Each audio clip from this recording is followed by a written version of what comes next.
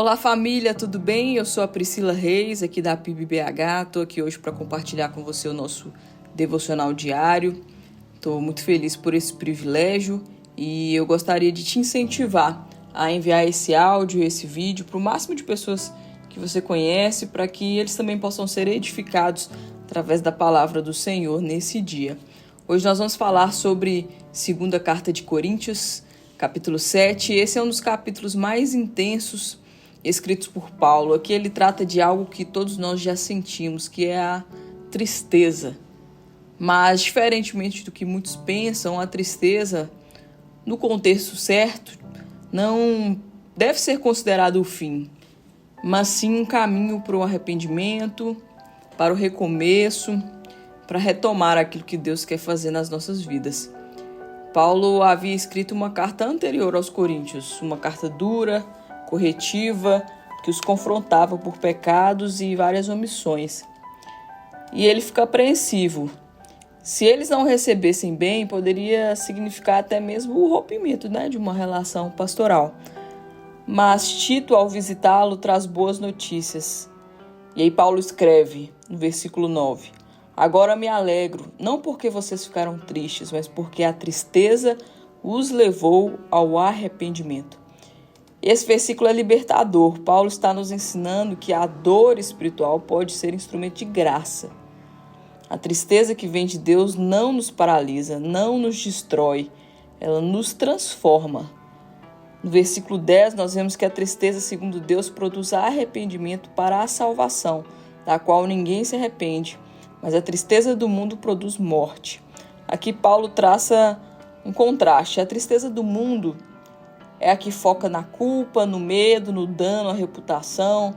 Ela gera em nós remorso, vergonha, fuga e até morte espiritual, distanciamento do nosso relacionamento com Deus. Por outro lado, a tristeza, segundo Deus, é o fruto da consciência que desperta de um coração que é tocado por uma verdade. E ela não nos afasta de Deus, ela nos empurra para os braços dele, na verdade.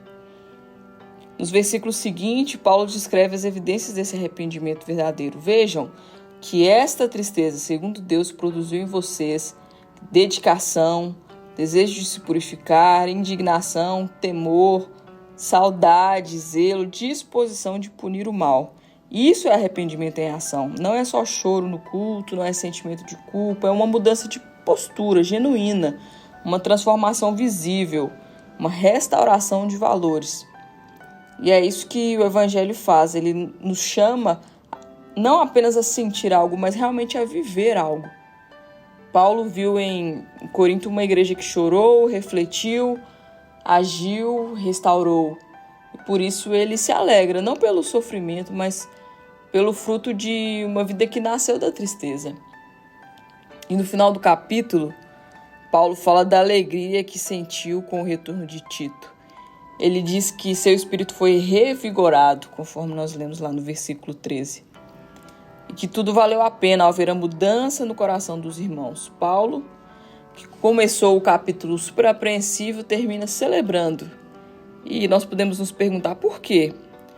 Porque a graça, ela não apenas consola, ela restaura relacionamentos.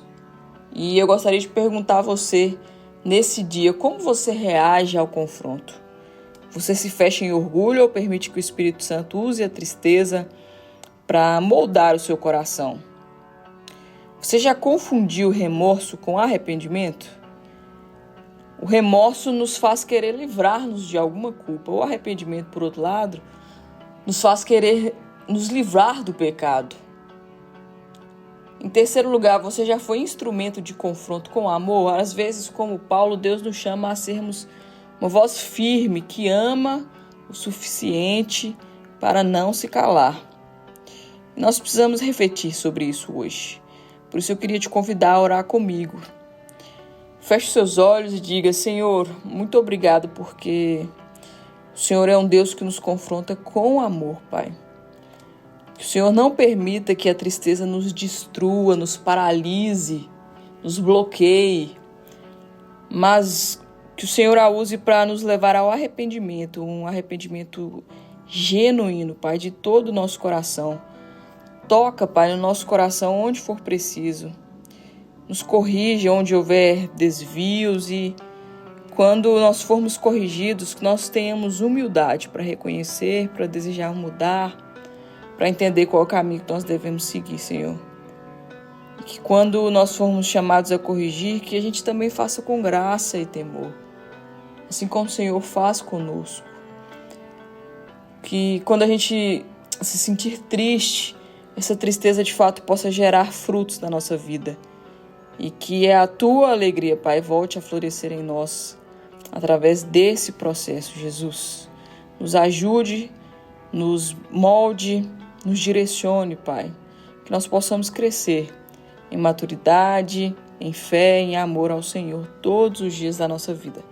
Essa é a minha oração, em nome de Jesus. Amém. Que Deus te abençoe e nós nos vemos amanhã.